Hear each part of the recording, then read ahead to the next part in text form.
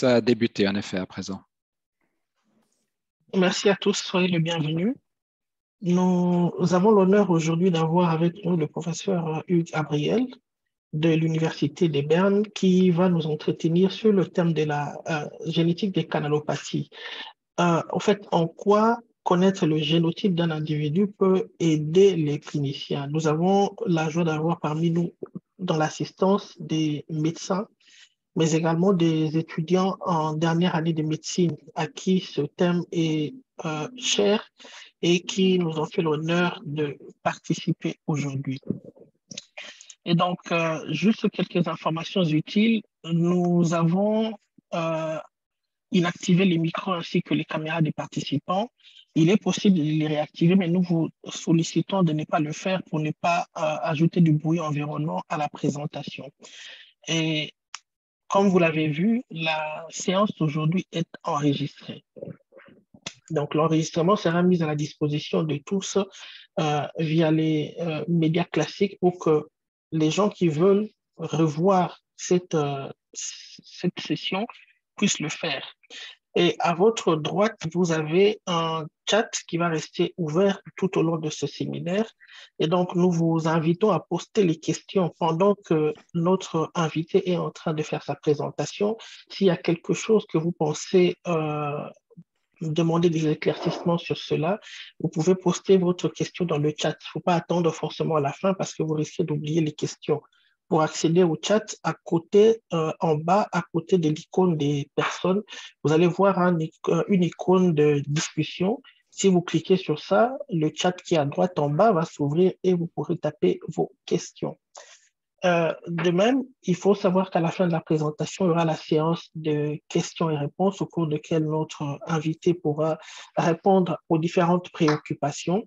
Et donc, ceux qui peuvent le faire dans le chat, nous encourageons de le faire pendant la présentation, mais également à la fin, lorsqu'il aura répondu aux questions postées dans le chat, il pourra alors voir s'il y a des intervenants qui veulent poser des questions en live. Mais nous privilégierons les questions posées dans le chat.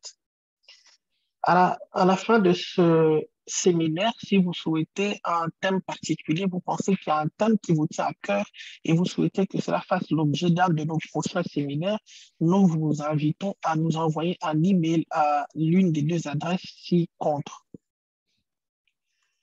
Et l'invité de ce jour, notre orateur, c'est le professeur Hugues Abriel. Le professeur Abriel a fait des études des sciences de la vie à l'École polytechnique de Zurich, en Suisse. Et ensuite, il a décroché son diplôme de médecin et un doctorat à l'Université de Lausanne. Et depuis 2016, il est le chef de groupe à l'Institut de biochimie et de médecine moléculaire à l'Université de Berne. Il a été pendant longtemps un membre du Conseil de la recherche des Fonds national suisses de la recherche scientifique, dont il a assumé la présidence pendant 2 ans, particulièrement la présidence de la division de biologie et médecine. Depuis 2022, donc cette année, il est le vice-recteur en charge de la recherche dans la même université. Il faut savoir que le professeur Abriel est un ami du Congo, est un ami de l'université de Kinshasa, où il a fait une bonne partie de son séjour sabbatique en Afrique. Et ses recherches portent sur les canaux ioniques et les maladies qui sont causées par les dysfonctionnements de ces canaux ioniques. Professeur Abriel, nous sommes impatients d'écouter votre présentation. Nous allons vous laisser le micro. Merci. Bien, bonjour à toutes, bonjour à tous. Un grand merci à Aimé et à Jerry et à Prince qui sont mes proches collègues, collaborateurs et amis de l'Université de Kinshasa. Je ne suis pas seulement un ami de l'université, mais j'essaye aussi d'être un ambassadeur de l'université, comme le doyen à l'époque, KMB, m'avait demandé de le faire. Je vais partager mon écran de manière à ce que je puisse débuter ici ma présentation. Je vais utiliser le pointeur laser. Et voilà. Donc, c'est un grand plaisir pour moi d'inaugurer cette série de séminaires que vous avez mis à disposition. Je vais vous parler principalement de mon intérêt de recherche, qui sont, comme vous allez le voir, ce qu'on appelle en français les canalopathies. Je vais donner ce séminaire en français. Toutes les diapos sont en anglais. Et je pense que ce ne sera pas un gros problème de faire la traduction rapidement. Mais je vais, moi, donner mon séminaire en français et à la fin, on aura la possibilité de répondre aussi aux questions en français. Bien. Je commence volontiers avec cette slide, Rare Diseases are Frequent. Et c'est extrêmement intéressant comme concept pour le monde entier. On le connaît dans le monde occidental parce qu'on a relativement des statistiques. On peut dire qu'on a environ 5 à 10% de personnes qui souffrent de mutations sur des gènes qui codent pour à peu près tous les types de protéines différentes et qui sont à l'origine de maladies particulières. On ne connaît quasiment rien sur les maladies rares en Afrique et je pense que l'initiative qui a été débutée par le groupe à Kinshasa avec des collègues dans d'autres pays du continent africain est vraiment admirable. Les canalopathies sont les maladies qui sont dues à un malfonctionnement des canaux ioniques qu'on retrouve habituellement à toutes les membranes cellulaires de toutes les cellules, qu'elles soient excitables ou non excitables. Souvent, ce sont des cellules aussi qui sont des cellules épithéliales des tissus de transport. Lorsqu'il y a un défaut de ces canaux ioniques, eh bien, on observe un phénotype. Et en l'occurrence, un des phénotypes classiques pour les canaux ioniques qui sont exprimés dans les tissus cardiaques, ce sont des troubles du rythme. Et ici sont représentés, par exemple, ce qu'on appelle une tachycardie ventriculaire polymorphe, qu'on appelle aussi sous forme torsade de pointe. Il s'agit en fait d'un patient qui avait surdosé son traitement à la méthadone.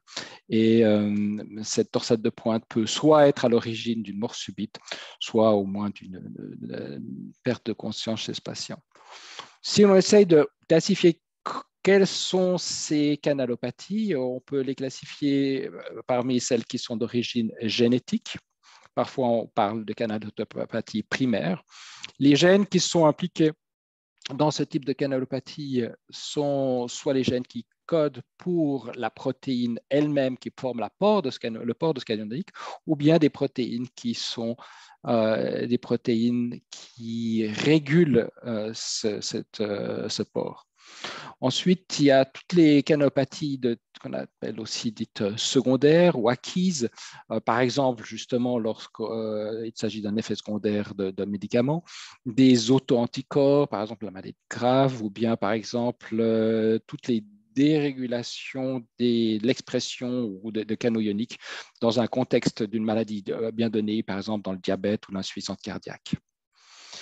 Je vais vous parler initialement de canalopathie cardiaque parce qu'il s'agit de mon principal intérêt de recherche. Mais à la fin, vous allez voir que je vais vous parler encore d'une autre canalopathie. En fait, il s'agit d'une canalopathie qui est extrêmement fréquente dans la population caucasienne, qui est la mucoviscidose, ou bien en anglais la cystic fibrosis. Et vous allez voir pourquoi je vous en parle en particulier. Si on reprend un petit peu les bases de la physiologie cardiaque, la physiologie cellulaire cardiaque, vous savez que si on prend une cellule cardiaque et qu'on regarde quel est le potentiel électrique transmembranaire, vous savez qu'il est négatif à l'intérieur de la cellule. Chaque fois que la cellule cardiaque va se contracter, en fait, elle se contracte suite à un signal électrique qu'on appelle le potentiel d'action cardiaque que vous voyez ici, qui est relativement long en durée, 300 à 400 millisecondes, avec les différentes phases de dépolarisation, de plateau et de repolarisation.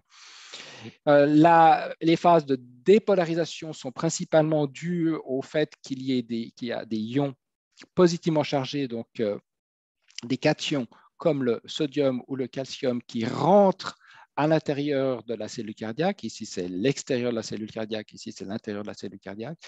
Ceci faisant, va dépolariser la cellule. Par exemple, cette dépolarisation très rapide est due à l'entrée de sodium à l'intérieur de la cellule cardiaque. Ensuite, le plateau est dû à la lente rentrée de calcium.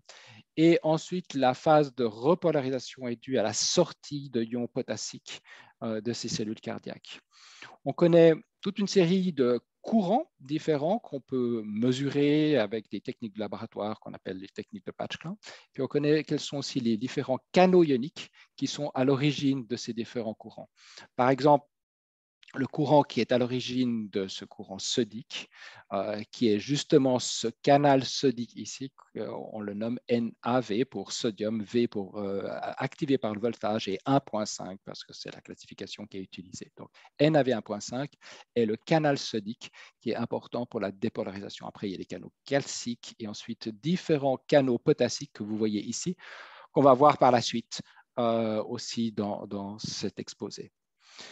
La durée du potentiel d'action cardiaque dépend principalement d'un équilibre entre ce qu'on appelle les courants dépolarisants, c'est-à-dire des charges positives qui rentrent à l'intérieur de la cellule, et des courants repolarisants.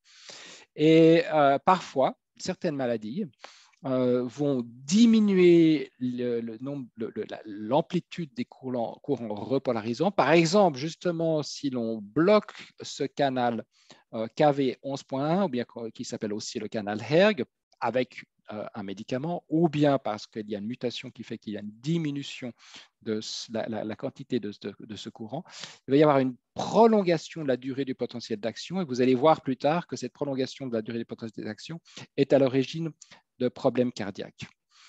On peut avoir une prolongation aussi du potentiel d'action cardiaque, pas seulement parce qu'il y a trop peu de courants repolarisants, mais parce qu'il peut y avoir aussi trop de courants dépolarisants.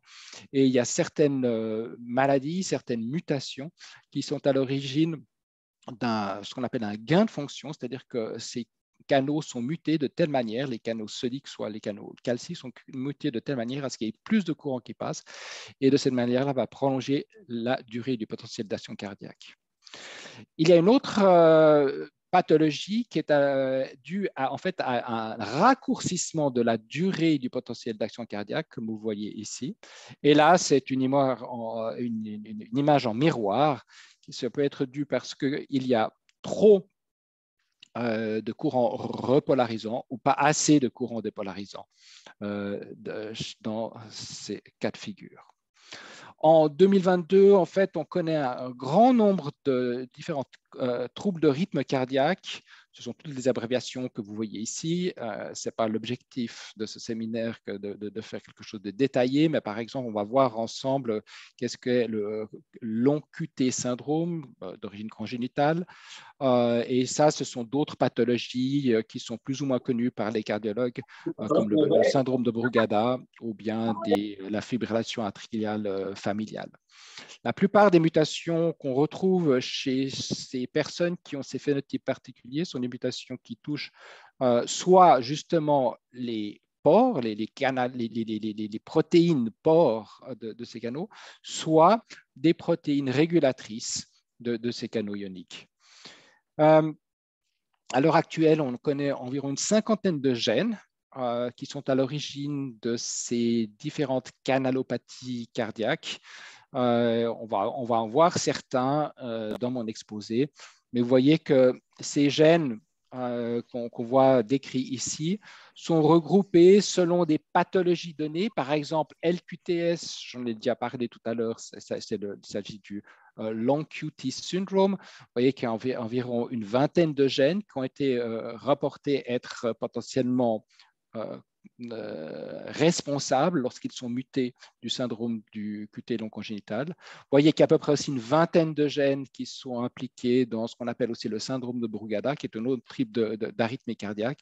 Et parfois, vous voyez qu'un gène comme SN5A, qui est en fait le gène qui code pour le canal sodique NAV1.5, dont je viens de vous parler tout à l'heure, ce même gène peut être muté chez des patients qui ont soit le syndrome du QT non congénital, soit le syndrome de Brugada, soit une fibrillation atriale familiale. Donc, en fonction de la mutation, eh bien, les phénotypes cardiaques vont être différents, comme vous le voyez ici. De manière à un petit peu parler pourquoi est-ce que les canaux ioniques sont intéressants à étudier en laboratoire, et une grande partie de notre travail se fait en laboratoire. Il ne s'agit pas d'un travail clinique, par contre, on travaille beaucoup avec les cliniciens. Mais en laboratoire, on a beaucoup de technologies à présent qui nous permettent d'étudier ces canaux. On travaille, comme je vous ai dit, avec des cliniciens. Souvent, ces cliniciens sont des généticiens. Et ici, par exemple, il s'agit d'un pédigré d'une famille de l'ouest de la France, de la région de Nantes, où on voit que les généticiens et les cardiologues ont mis en évidence chez cette famille avec un grand nombre de générations. Ici, par exemple, un jeune patient d'une trentaine d'années avec ce signe PM, ça veut dire en fait pacemaker. Donc, c'est un patient chez lequel il a déjà été implanté un pacemaker alors qu'il était très jeune, environ une trentaine d'années, donc symptomatique, bradycarde, avec des troubles de la conduction particuliers. Vous voyez que cette famille, eh bien, on voit déjà que chez les parents de cette personne, il y avait des troubles de la conduction. On voit que dans certaines branches de la famille, il y a d'autres troubles de la conduction.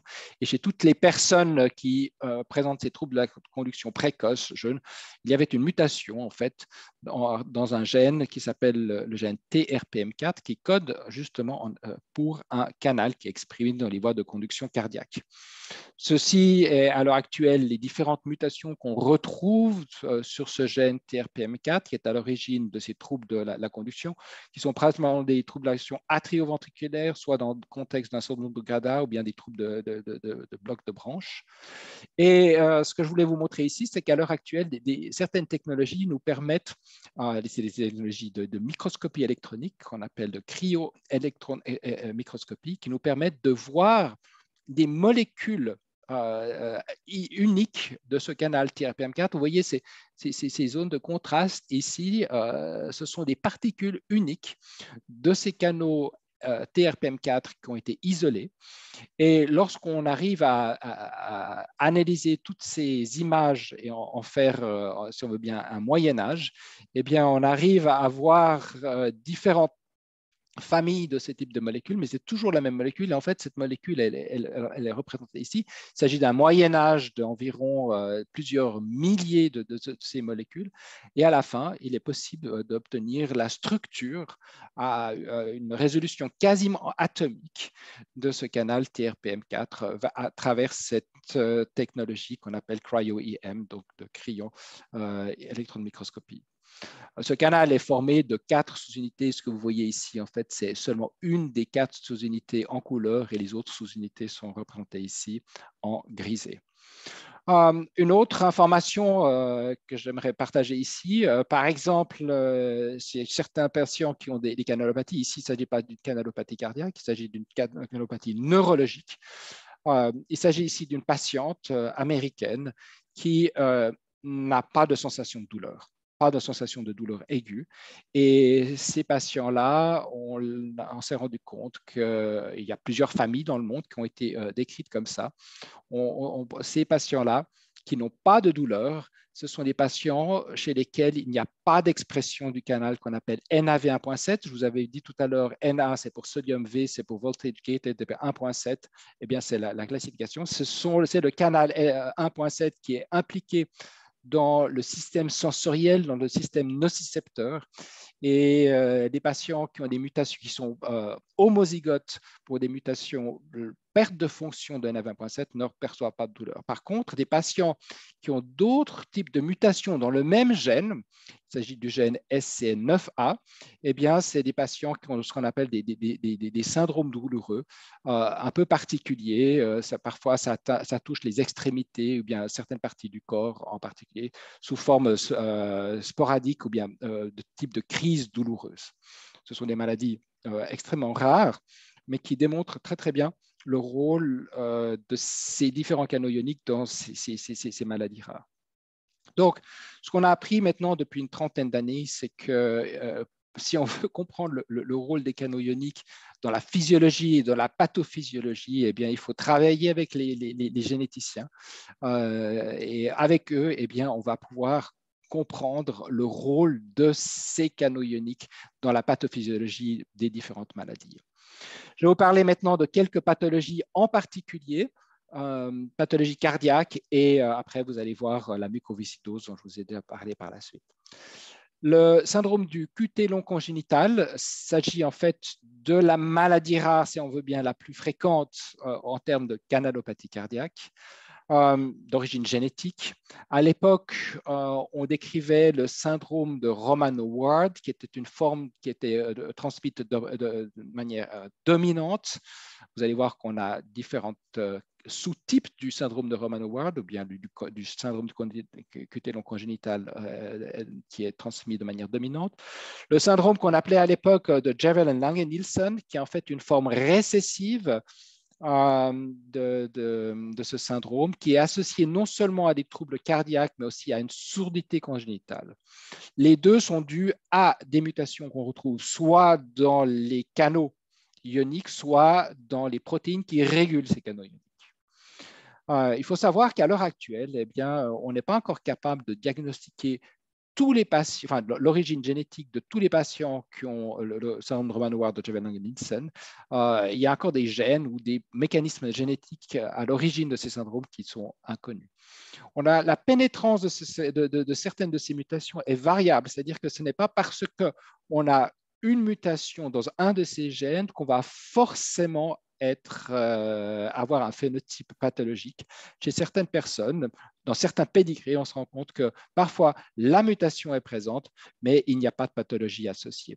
Donc, on se rend compte que les mécanismes génétiques ou les mécanismes qui sont pathophysiologiques ici ne sont pas forcément tout à fait bien compris. On parle de maladies rares dans le sens où on parle d'une fréquence, d'une prévalence estimée dans les populations chez lesquelles cela a été étudié d'environ de 1 sur 2000 à 1 sur 10 000. Je le dis déjà ici, ces prévalences ont été principalement calculées dans des populations soit de descendance européenne, soit asiatique.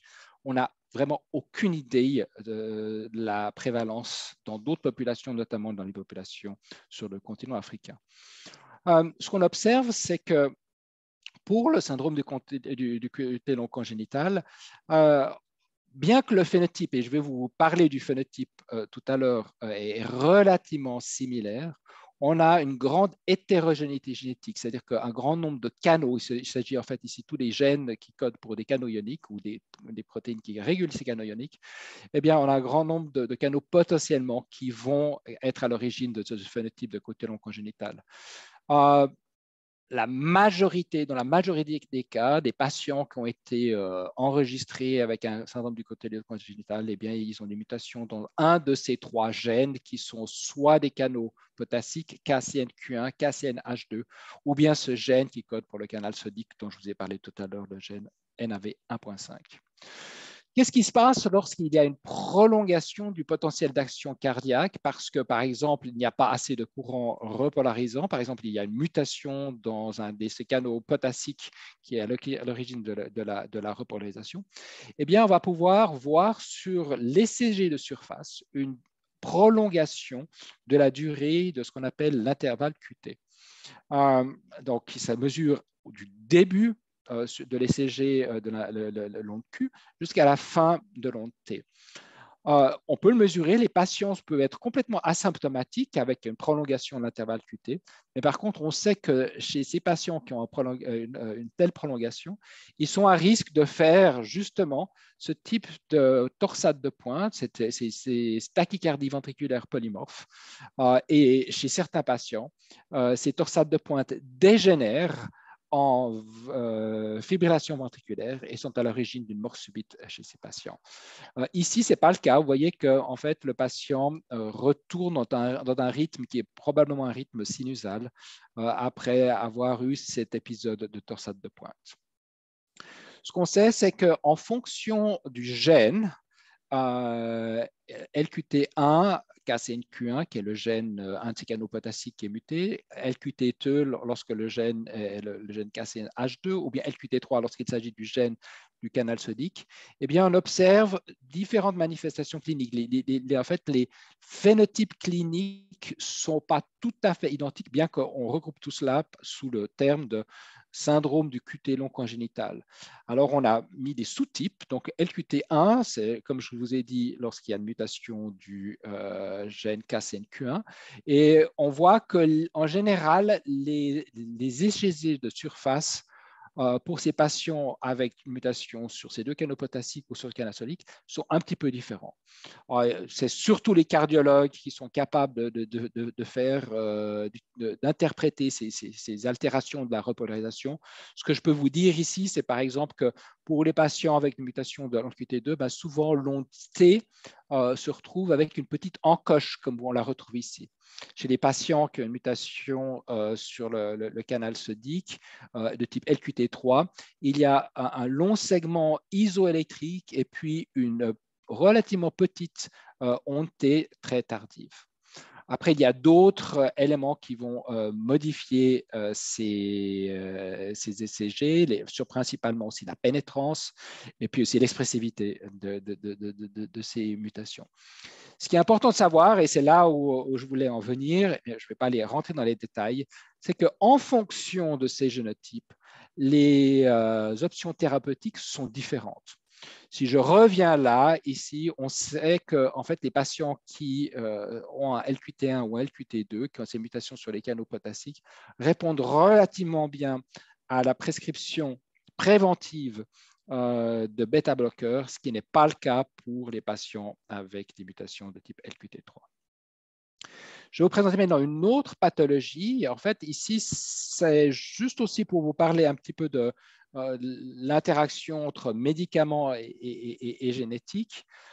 Et c'est quelque chose qui est cliniquement extrêmement relevant. En fait, c'est quelque chose que tout médecin, peu importe sur quel continent il se trouve, devrait connaître parce que du moment que vous allez prescrire des antibiotiques, des antifongiques, des médicaments qui sont des médicaments qui agissent sur le système nerveux central, principalement des antidépresseurs, eh bien, vous êtes à risque d'induire chez ces patients ce qu'on appelle un syndrome du QT long induit par les médicaments. Il y a un grand nombre de ces médicaments qui sont vraiment des médicaments à haut risque de torsade de pointe. Et vous voyez ici certains de ces médicaments, vous les utilisez très certainement, la clarithromycine, l'érythromycine, peut-être la méthadone, la quinidine anti-arythmique. Sachez que la quinine a aussi cet effet secondaire indésirable. Et pourquoi est-ce que ces médicaments sont capables d'induire des torsades de pointe chez vos patients? C'est parce que ces médicaments, bien qu'il s'agisse en fait de structures chimiques extrêmement différentes, ici par exemple comparé ici la quinidine à la terfénadine, en fait qui est un antihistaminique, ou bien l'érythromycine ou le kétonazole qui est cet antifongique qui est souvent utilisé, mais vous voyez que les structures chimiques sont très différentes. Eh bien, ces médicaments tous peuvent être capables de bloquer le canal ERG. Ici, ce que je représente ici par cette croix rouge, c'est le fait que ces médicaments en fait, étaient tellement toxiques alors qu'ils avaient été mis sur le marché. Ils ont dû être retirés du marché parce qu'ils avaient été à l'origine de certaines morts subites chez des patients relativement jeunes et en bonne santé. Paradoxalement, certains de ces médicaments sont aussi utilisés comme antiarythmiques. Et ça, c'est quelque chose qui a été décrit maintenant très, très bien depuis de nombreuses années. C'est que le problème de beaucoup de médicaments qui ont une activité antiarythmique, c'est qu'en fonction de la dose, en fonction des patients, en fonction de la pathologie, eh bien, ils peuvent aussi avoir une réactivité pro-arythmique. Et c'est pour ça qu'il faut être très, très attentif ou bien avoir une très, très bonne connaissance de l'utilisation de ces médicaments lorsqu'on les prescrit à des patients. Je vous l'ai dit, ces médicaments sont un petit peu particuliers et surtout ils sont particuliers parce qu'ils sont capables de bloquer ce canal qu'on appelle HERG, ou bien KV11 qui est ce canal qui est impliqué dans la repolarisation du potentiel d'action cardiaque. Ce canal HERG est un peu particulier parce qu'il a un relativement grand vestibule à l'intérieur, donc il laisse sortir le ion potassium et à travers le canal, eh bien, il y a cette chambre et c'est quelque chose de particulier parce que c'est quelque chose qu'on ne retrouve pas dans d'autres types de canaux potassiques et c'est la raison pour laquelle de nombreuses structures chimiques différentes peuvent en fait trouver place à l'intérieur de ce canal et bloquer ce canal HERG. Les patients qui ont ce canal HERG qui peut soit être muté dans le cas du syndrome du QT non congénital LQT type 2, soit parce qu'ils prennent des médicaments qui induisent non-QT syndrome induit par les médicaments avec ces médicaments, eh bien, dans tous les cas, ils peuvent avoir justement cette prolongation du potentiel d'action cardiaque avec cette prolongation du syndrome QT et être à l'origine de, à nouveau, ici, une torsade de pointe chez un patient qui, si je me rappelle bien, avait pris un médicament, peut-être un antibiotique. Et vous voyez ici que cette torsade de pointe dégénère en fibrillation ventriculaire et probablement, si la personne n'est pas choquée électriquement, est à l'origine d'une mort subite chez ce patient. Donc, voilà. Lorsque vous avez des patients dont vous savez qu'il a un ou elle a un syndrome du QT non congénital, ou bien parce qu'il a déjà une autre pathologie qui est à l'origine d'un syndrome, enfin d'une prolongation de l'intervalle QT, eh bien, vous devez absolument être très, très attentif à ne pas prescrire chez ces patients des molécules, des médicaments qui, elles aussi, vont pouvoir provoquer donc, encore prolonger de plus le potentiel d'action cardiaque et l'intervalle QT et potentiellement être à l'origine d'une mort subite chez ces patients. Je vais terminer par cette pathologie qui est une pathologie que je commence à étudier ici au laboratoire aussi à Berne, notamment parce qu'il s'agit d'une canalopathie, et vous allez le voir, et je vais vous parler un petit peu de mon intérêt particulier pour cette pathologie. La fibrocystique, en fait, en français, on parle de la mucoviscidose. Il s'agit d'une maladie qui est une maladie génétique, qui touche de multiples systèmes, en fait, principalement en Europe ou dans la population blanche. On voit que c'est une maladie qui est un problème principalement respiratoire, avec principalement des infections chroniques chez les patients, jeunes patients, enfants, bébés, qui va en fait être à l'origine d'une insuffisance respiratoire. On voit aussi chez certains patients une insuffisance pancréatique, aussi une destruction du pancréas qui est à l'origine par la suite aussi d'un potentiel diabète. Le test diagnostique qui est utilisé chez ces patients, c'est principalement de mesurer la concentration du ion chlorure dans la sueur. C'est quelque chose qui est fait de routine chez les patients chez lesquels on suspecte une mucoviscidose. Et d'autres pathologies qui touchent soit le système gastro-intestinal, diabète, je l'ai mentionné, soit aussi le foie. Dans la population caucasienne, il y a une mutation qui est une mutation fondatrice, en fait, qu'on retrouve chez un grand nombre de patients sains. Pourquoi sains? Parce qu'en fait, il s'agit d'une pathologie qui est héritée de manière récessive. Et en fait, dans la population caucasienne, cette mutation, qui est la mutation qu'on appelle délétion F508, c'est-à-dire que l'acide aminé phénylalanine, ici en position 508, se trouve non seulement muté, mais il n'est pas présent dans la protéine mutée. Et ceci est dû à la disparition et la mutation qu'on appelle in-frame de ces 3 bases nucléotidiques. Et donc, au lieu d'avoir isoleucine, inoseucine, phénylalanine, glycine, valine, ces patients ont isoleucine, glycine, valine, il manque cet acide aminé. Il y a en fait environ un patient ou une personne sur 25 de la population blanche caucasienne, mais ça dépend encore d'où on se retrouve en Europe ou encore des différentes ethnies, 1 sur 25 qui est porteur de cet allèle muté. Et ce qui veut dire que si 2 parents maintenant ont des enfants qui, eux, sont porteurs, donc les parents sont porteurs, ça veut dire que la fréquence qu'on retrouve dans les populations caucasiennes est environ 1 sur 2000, 1 sur 3000 enfants qui sont homozygotes pour cette mutation. Donc, ils ont les 2 allèles mutés. Et chez ces patients-là, eh bien, il y a la maladie de la mucoviscidose. Maintenant, je vous présente ici cette carte du continent africain pour vous dire que cette pathologie, a priori, qu'on reconnaît très bien dans les populations blanches, on la retrouve aussi de manière ponctuelle, un peu sporadique.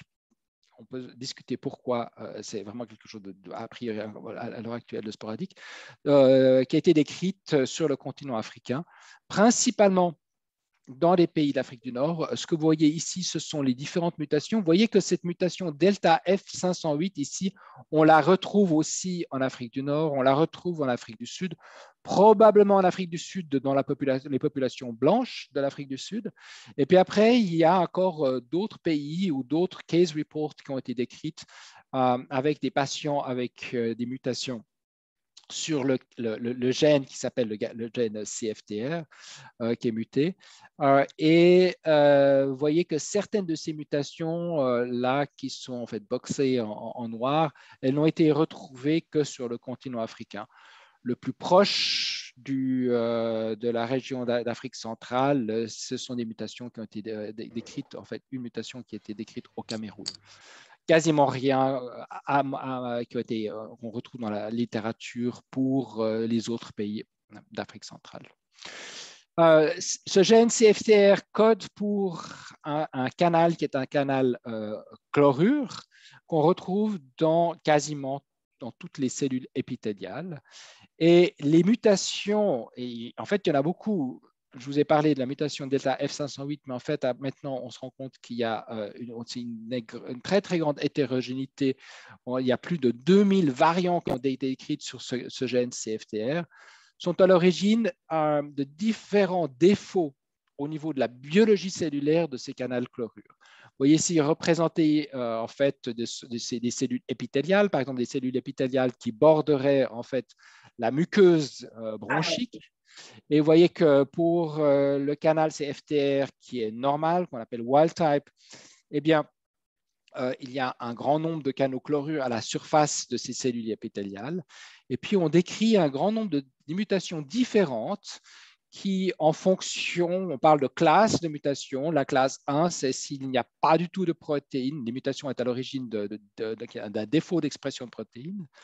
Les classes 2, c'est il y a une expression de protéines, comme vous voyez ici, un canal vert est exprimé, mais qui ne va pas être trafiqué ou routé à la membrane apicale de cette cellule. Les mutations de type 3, ce sont des mutations qui font que ces canaux sont bien exprimés, bien routés à la membrane, mais qui n'ont pas de fonction à la membrane. Ou bien la mutation de type 4, où il y a peu de fonction à la membrane, ou bien peu de protéines pour la mutation de type 5, ou bien pour les mutations de type 6, ici c'est des mutations où les canaux fonctionnent normalement, par contre leur stabilité à la membrane est courte, c'est-à-dire qu'ils vont très très vite être dégradés ou internalisés. Donc, il y a toute une biologie cellulaire qui a été décrite depuis maintenant 20, 25 ans, voire 30 ans, sur ces différents canaux CFTR, et on classifie ces différentes mutations avec cette classification de 1 à 6. Pourquoi est-ce que cela est intéressant? Parce que maintenant, on a différentes molécules, différents traitements qui sont spécifiques à ces différents types de mutations. On parle de molécules qui sont des molécules correctrices, corrector molecules, qui sont capables de faire un rescuing, si on veut bien, remettre en fonction ces canaux CFTR mutants. Et pour les mutations de type classe 2, eh bien, on va parler d'une molécule correctrice qui va permettre le trafficking de canaux mutants à la surface apicale de ces cellules épithéliales. D'autres molécules qu'on appelle des molécules potentiatrices qui, elles, vont principalement être capables d'activer les canaux CFTR qui sont arrivés à la membrane, mais qui ont un défaut de fonction à la membrane. On parle de molécules potentiatrices. Donc, la fonction de ces protéines à la membrane va être stimulée par ces protéines potentiatrices, potentiator molecules. Et maintenant, on est capable d'avoir des molécules quasiment pour tous les différents types de classes de mutations 1 à 6 que vous voyez ici. Et ce sont des molécules qui sont maintenant déjà utilisées pour le traitement de patients avec la mucoviscidose. Et parfois, on combine certaines de ces types de molécules de manière, par exemple, dans le cas des patients avec delta F508, on doit faire à ce qu'il y ait un rescuing du groutage trafic avec cette molécule lumacaftor. Mais par contre, on sait aussi que ces canaux delta F508 sont relativement peu fonctionnels à la membrane, donc on va donner encore aussi un potentiateur en combinaison avec la molécule qui permet de faire le rescuing du trafficking. Donc, on a à présent des molécules qui sont mutation spécifiques, qui dépendent de la mutation et pour lesquelles on comprend très bien comment elles vont interférer avec la biologie cellulaire de ces différents canaux ioniques. Donc, ici aussi, similaire à ce que j'avais dit du cas du syndrome congénital, du syndrome du QT long congénital, dans le cas des mutations CFTR, dans les cas de mucoviscidose, eh bien, on a des thérapies maintenant qui sont ciblées, qui vont dépendre du génotype des patients. On va pouvoir peut-être un petit peu discuter à la fin ensemble de quels sont les challenges et les défis encore qui sont associés avec ce type de traitement. En conclusion, ce que je viens vous présenter, c'est une introduction à ces différentes canalopathies qui touchent différents organes, qui sont d'origine génétique. Vous avez vu qu'elles sont génétiquement extrêmement hétérogènes, mais aussi phénotypiquement extrêmement hétérogènes. On est à l'heure actuelle, on commence à être capable, en fonction du génotype du patient, en fonction des mutations spécifiques, de pouvoir adapter un traitement particulier pour soit la prévention, soit pour le traitement de ces patients. On est dans cette phase initiale de ce qu'on appelle la médecine de précision, mais il y a encore énormément de choses qu'on ne comprend pas, notamment avec les défauts de pénétrance, c'est-à-dire qu'on se rend compte que certains patients, par exemple, ont justement une mutation, mais ils ne vont pas présenter exactement le même phénotype ou bien pas du tout de phénotype. Un autre défi très particulier, c'est que toute la problématique du traitement pharmacologique en médecine de précision, par exemple, justement, ce que je viens de vous présenter avec ces molécules correctrices dans le cas de la mucoviscidose, sont très, très, très chers, exorbitants. Même dans nos pays ici en Europe, on a de la peine à pouvoir parfois traiter les patients tellement ces traitements sont chers. Après, l'autre, je crois, domaine d'intérêt ici, c'est qu'on parle de pathologies qu'on appelle ces maladies rares. On parle de médecine de précision. Je crois que un des grands défis, c'est vraiment de savoir qu'est-ce que cela représente pour l'Afrique, pour la médecine en Afrique, dans quelle mesure les phénotypes de ce qu'on appelle ces maladies rares sont les mêmes sur le continent africain, et probablement il y a une énorme diversité qu'on va voir aussi sur le continent africain, et dans quelle mesure les traitements qui sont adaptés en ce qu'on appelle en médecine de précision pour des personnes qui ont un génotype de type caucasien, est-ce que ces différents traitements vont pouvoir aussi s'appliquer dans des populations autres? Cela reste vraiment une question complètement ouverte et qui me paraît être fascinante à étudier dans le futur. Voilà, donc je vais terminer ici pour vous dire que je suis naturellement financé par certaines agences de financement ici en Suisse et l'Université de Berne, que je suis quelqu'un qui essaie de communiquer un petit peu mon activité de recherche sur Twitter, et puis que je remercie les membres de mon groupe, et puis que je me réjouis d'avoir maintenant la possibilité de répondre à vos questions. Merci beaucoup, professeur Gabriel, pour cet exposé de très, très grande qualité et qui, je vois déjà dans le chat, a déjà commencé à inspirer les participants à la séance de ce jour. Je m'en vais rapidement ouvrir le bal des questions-réponses par une première question qui est arrivée dans le chat pendant que vous étiez en train de présenter. La question, c'est en fait sur la génétique des canalopathies. Et les gènes qui peuvent causer ces canalopathies, est-ce qu'on peut les détecter à bas âge, par exemple à la naissance?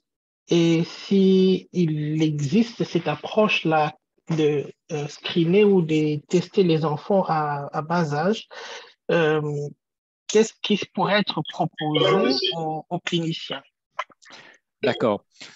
Alors bon, toute la médecine de bas âge, néonatale, ce n'est pas forcément ma spécialité. Par contre, je sais qu'il y a pas mal de cas décrits d'arythmie intra-utérine, de mort subite intra-utérine, de mort subite dans la première année de vie, et là, donc, on parle de la mort subite du nourrisson. Et un grand nombre de mes collègues ont tenté de démontrer, parfois avec succès, que ces enfants qui meurent subitement, soit in utero, soit dans la première année de vie, eh bien, ils meurent. On retrouve des mutations pathogènes dans les différents gènes cardiaques, notamment ce gène SN5A qui était le gène du canal sodique. Donc, oui, c'est tout à fait possible de voir cela. Un enfant, alors à nouveau, les manifestations cliniques chez un enfant à la naissance ou après quelques jours, cet enfant va faire des troubles, potentiellement, s'il a des mutations sévères, il peut faire des troubles du rythme. Les troubles du rythme vont très probablement chez les enfants se manifester sous forme de perte de connaissance, d'épilepsie, enfin de crise tonico-clonique. Et là, je pense qu'assez rapidement, chez ce type d'enfant, il faudrait faire un électrocardiogramme. L'électrocardiogramme chez le nouveau-né, ou bien voire même in utero, c'est quelque chose d'extrêmement difficile d'interpréter, mais c'est faisable. Et il y a des case reports qui ont été démontrés où on voit très, très bien chez les électrocardiogrammes de jeunes enfants, même après quelques heures de naissance, par exemple, un syndrome du QT non congénital. Là, donc, on essaye, il n'y a pas grand-chose à dire, c'est vraiment des cas rarissimes, c'est extrêmement difficile. On essaye de donner des médicaments qu'on utilise chez les adultes, notamment, par exemple, des bêta-bloqueurs. On va après potentiellement peut-être mettre aussi un défibrillateur. Je ne sais pas à quel âge c'est possible d'implanter un défibrillateur chez un bébé, mais c'est un peu le type d'attitude thérapeutique qu'on peut avoir chez ce type d'enfant. C'est ce que je peux vous dire à ce sujet-là pour le bas âge avec les canalopathies cardiaques. Merci. Je crois que vous avez déjà répondu à la deuxième question qui, elle avait trait aux manifestations cliniques lorsque le patient a déjà un certain âge, s'il s'agit d'un enfant ou bien c'est un jeune adulte. Je crois que vous avez déjà donné une certaine liste des manifestations. Par contre, on peut dire qu'en oui. pédiatrie, c'est clair. Alors, en effet, alors après, chez l'enfant un peu plus âgé, du moment qu'il commence à marcher, eh bien, toute perte de connaissance malgré tout, bon, il y a naturellement tout le diagnostic de la perte de connaissance chez l'enfant. Vous connaissez ça, enfin, certains d'entre vous êtes pédiatres, mais ça vaut la peine, de faire toujours la même chose. Et les pédiatres le savent assez bien le faire, c'est de faire une anamnèse familiale. Est-ce que le frère, la sœur, les parents en bas âge ont eu aussi des pertes de connaissance? Bon, après, il y a naturellement la perte de connaissance dans le cas du contexte de la fièvre. Et souvent, il s'agit peut-être d'une épilepsie fébrile, mais disons, sans fièvre, une perte de connaissance comme ça, subite, ou bien lors d'une activité sportive, ça peut être parfois lorsqu'il y a une tachycardie, doit tout de même évoquer un trouble de rythme d'origine génétique. Et là, eh bien, il faut faire un électrocardiogramme. Il n'y a pas de doute, et à être à la recherche d'une anormalité dans l'électrocardiogramme chez l'enfant. À nouveau, ce n'est pas simple, c'est vraiment les cardiologues pédiatres qui sont capables souvent de bien analyser les électrocardiogrammes chez l'enfant. Et là, on peut mettre en évidence un QT long-congénital chez ces patients. Et ensuite, lorsque l'électrocardiogramme est pathologique, lorsqu'on a une histoire familiale, eh bien, on va naturellement être à la recherche d'un gène qui est à l'origine de cette pathologie.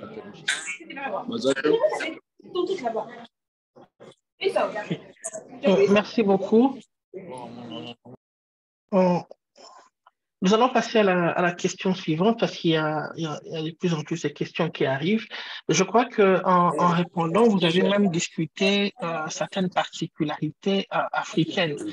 Mais nous remarquons aussi en Afrique un certain nombre de problèmes sociaux qui cadrent avec ce que vous avez mentionné. Par exemple, les morts subites sont difficilement attribuables à des maladies biologiques en Afrique ou bien des syncopes qui surviennent lorsque la personne est en train de faire un effort pour courir et attraper le bus. Rarement, on attribue cela à un problème biologique. On pense que soit il s'agit de la faim, la personne a faim, ou simplement qu'il s'agit des problèmes mystiques. Pour le médecin qui est le médecin généraliste, parce que parmi nous ici, il y a des étudiants en médecine qui vont devenir des généralistes, qu'est-ce que vous leur recommanderez en plus de ce que vous avez dit et spécifiquement dans le contexte africain pour aborder la conversation avec la famille? Oui, c'est une question extrêmement intéressante, naturellement. Donc, je ne connais pas, j'ai jamais moi-même pratiqué la médecine dans vos pays. Par contre, suite aux discussions que j'ai avec vous dans le passé, je me rends bien compte qu'on doit aborder les patients de manière différente. La première chose, c'est soi-même en tant que médecin, il faut être capable de faire un bon diagnostic différentiel de la syncope, de la perte de connaissance. Et les troubles du rythme rentrent clairement dans le top du diagnostic différentiel. Comment est-ce qu'on met en évidence un trouble de rythme? Bon, alors naturellement, il y a l'examen clinique. Hein. On va tout de même mesurer le pouls sur 1-2 minutes. On va regarder, voir si le pouls est régulier. Lorsqu'on n'a pas d'autres moyens, on va voir s'il y a une tachycardie ou une bradycardie. Et si ce n'est pas le cas, eh bien, je veux dire, si le pouls est irrégulier, si le patient est tachycarde ou bradycarde, il faut tout de même, et là je pense que je vois bien que ce n'est pas tout à fait simple, mais il faut tout de même faire un électrocardiogramme. Et quand on fait un électrocardiogramme, eh bien, il faut naturellement être capable aussi par la suite d'interpréter cet électrocardiogramme. C'est même un problème chez nous en Europe. Hein, ici en Europe, naturellement, tous les médecins généralistes ont la capacité de mesurer, de faire un électrocardiogramme. Pas tous sont capables d'interpréter correctement un électrocardiogramme. Pas tous vont d'emblée aller rechercher, par exemple, mesurer l'intervalle QT pour voir si l'intervalle QT est prolongé ou pas. Donc, c'est un peu dans ce contexte-là que je remettrai les choses. Après, toute la problématique de comment est-ce qu'on aborde cela avec le patient ou la famille du patient, s'il s'agit d'un jeune patient, Ça, franchement, c'est quelque chose qui m'est complètement inconnu. Je n'ai jamais pratiqué cette médecine chez vous et c'est à vous de me dire comment est-ce que vous le feriez par rapport à ces connaissances-là.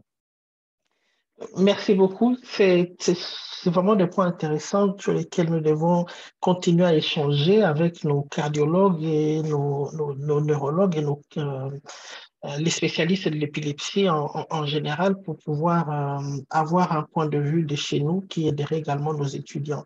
On est légèrement là du temps, mais il y a des questions intéressantes en rapport avec les thérapeutiques que je voudrais résumer. Il y a d'une part la prévention. Est-ce qu'il est possible de les prévenir et comment? Et d'autre part, quand les manifestations cliniques sont déjà là, qu'il s'agisse d'un problème de rythme cardiaque ou bien de l'encéphalopathie, qu'est-ce que vous en prévoyez? Quelle est votre analyse de la situation quant aux thérapies géniques dans un contexte des pays à ressources limitées? Oui. Alors, pour l'instant, la thérapie génique classique, comme on l'entend, en remplaçant un gène muté, par exemple, comme on le voit dans certaines maladies métaboliques, ou bien comme on le voit aussi peut-être dans les efforts dans le cadre de la drépanocytose, suite à entre guillemets, une greffe de moelle avec des cellules qui ont été suivies à une thérapie génique, ça n'existe pas pour les canalopathies. Ça n'existe pas principalement parce qu'on a affaire à des tissus extrêmement complexes. Le tissu cardiaque, le cerveau, les épithélias, on n'arrive pas à tous les aborder sous forme d'une thérapie génique. Donc, à l'heure actuelle, le mieux qu'on ait, c'est justement une thérapie ciblée suivant les mutations qu'on a. Par exemple, le meilleur exemple qu'on a, c'est vraiment la mucoviscidose. Et là, à l'heure actuelle, on se rend compte qu'il y a une réelle révolution chez les patients mucoviscidosiques dans les pays occidentaux, où on se rend compte que ces molécules dont je vous ai parlé, qui sont spécifiques pour les différentes mutations, on va dire, elles ne sont naturellement pas curatives en termes de gene therapy, mais elles sont quasiment curatives en termes biologiques. C'est-à-dire que les canaux sont quasiment normaux après avoir été mis en contact avec ces molécules correctrices. Je vois qu'il y a aussi toute la question de la prévention et en effet, une chose sur laquelle je n'ai peut-être pas abordé, mais quand on parle de canalopathie, je vous ai présenté 3-4 exemples de canalopathie. En fait, il faut savoir que les gènes qui codent pour les canaux ioniques, il y en a environ dans le génome, il y en a environ 300 à 400 qui sont exprimés dans tous les différents tissus. Et si on veut bien, le potentiel de canalopathie dans les différents tissus, il s'agit de maladies rares, mais on parle probablement de centaines de phénotypes différents. Donc, on ne parle pas de canalopathie, on parle d'une manifestation particulière, par exemple un syndrome du QT non congénital, une mucoviscidose, un diabète, une hypertension due à une mutation sur un gène donné qui code pour un canal ionique. Donc, c'est quasiment impossible de dire qu'il y a une mesure préventive pour toutes les canalopathies. Pour chaque type de canalopathie, il va y avoir une mesure préventive particulière. Par exemple, dans le contexte du QT non congénital que je vous ai présenté initialement, on sait très bien qu'un des triggers, un des facteurs déclenchants chez les personnes qui ont une mutation sur le canal KCNQ1 qui est LQTQ1, c'est en fait un stimulus sympathique. Faire du sport, par exemple, chez les enfants, courir. Eh bien, chez ces enfants-là, la mesure préventive la plus simple, c'est premièrement, de leur dire s'ils vont commencer à courir, ils devraient toujours avec un compagnon ou une compagne qui, si cet enfant perd connaissance lors de la course, eh bien, il peut appeler quelqu'un. Il pourrait même être, en fait, ce compagnon, cette compagne pourrait même être entraîné à faire une réanimation cardiaque. C'est comme ça que ça se fait. Et puis, médicamenteusement parlant, par exemple, chez ces patients-là, eh bien, on les traite avec des bêta-bloqueurs parce qu'on voit que ça diminue tout de même le tonus sympathique. Et chez certains de ces patients, il y a une très, très bonne réponse aux bêta-bloqueurs. Mais donc, pour chaque phénotype particulier, il va y avoir une mesure préventive et thérapeutique appropriée. Mais donc, on parle de centaines de maladies différentes. Merci beaucoup, professeur Abriel. Il y a encore des questions, mais je crois que nous avons largement dépassé le temps. Nous n'allons pas plus abuser de votre temps ni celle des autres participants. Donc, nous sommes infiniment heureux de vous avoir eu aujourd'hui pour ce séminaire et l'intérêt, il demeure. Nous allons essayer de récolter les questions et de les canaliser afin que éventuellement ceux qui sont intéressés puissent entrer plus en contact avec vous et pouvoir développer leur curiosité scientifique sur ce sujet des canalopathies. Et donc, nous disons également merci aux participants. Je ne sais pas si vous avez un mot à leur dire avant que nous puissions clôturer notre séminaire de ce jour. Oui, juste deux mots.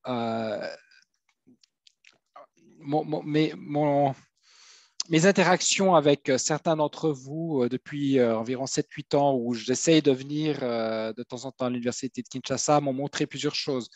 Premièrement, c'est que l'être humain est à peu près le même, il fonctionne à peu près la même chose. Les mécanismes physiopathologiques sont parfois à peu près les mêmes, mais c'est vrai que la génétique nous a démontré ces dernières années qu'il faut être attentif à toutes ces pathologies qui ont été décrites dans les livres dans des populations caucasiennes ou en Asie.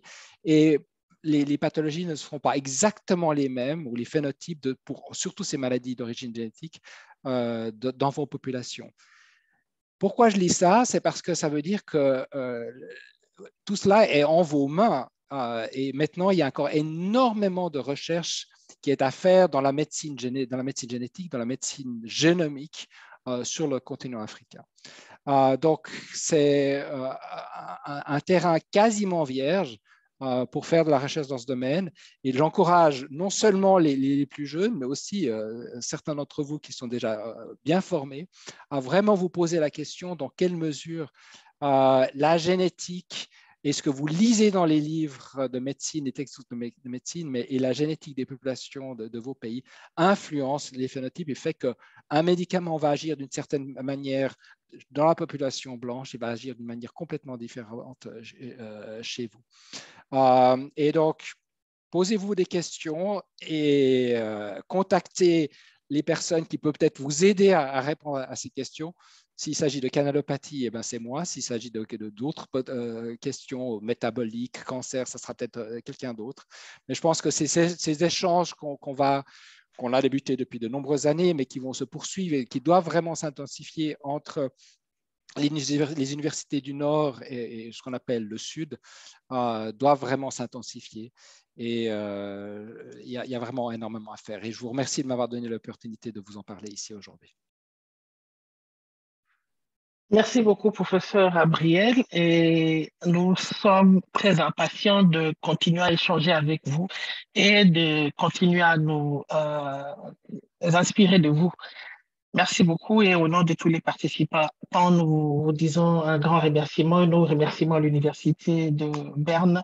Merci à tous d'avoir participé à ce séminaire et merci beaucoup pour le temps. L'enregistrement de la présentation, elle va être diffusée par les voies de communication sociale qui existent à l'université et vous pourrez tous y avoir accès pour revoir la partie que vous avez manquée parce qu'il y avait tel ou tel autre problème de connexion. Merci beaucoup et à la prochaine, à la semaine prochaine. Bonne Merci, suite. au revoir. Au revoir.